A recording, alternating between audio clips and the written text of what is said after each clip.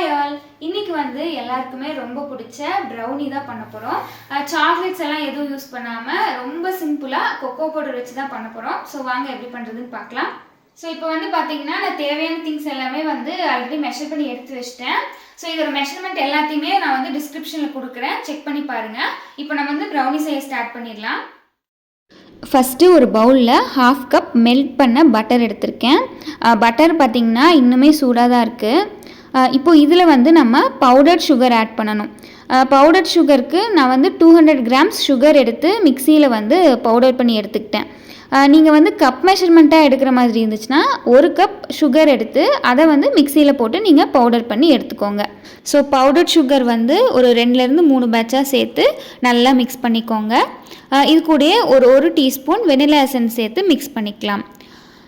So butter and sugar வந்து நல்லா combined ஆனதுக்கப்புறமா இதில் வந்து நம்ம எக்கு சேர்க்கணும். நம்ம வந்து 2 முட்டை சேர்க்க போகிறோம்.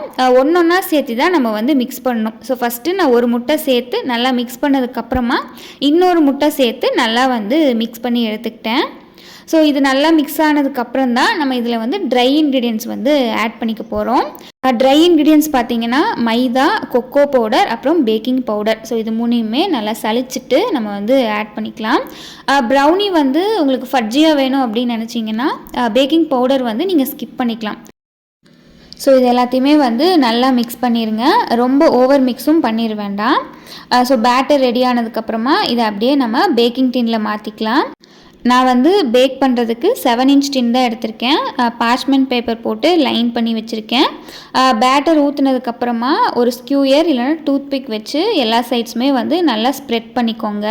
இது மேலே நட்ஸு, சாக்லேட்ஸ் இந்த மாதிரி டாப்பிங்ஸ் எது வேணாலும் போட்டுக்கலாம். 180 டிகிரி செல்சியஸில் உங்கள் டின் சைஸை பொறுத்து ஒரு 20லேருந்து 30 மினிட்ஸ்க்குள்ளேயே வந்து பேக் ஆகி கிடச்சிரும்.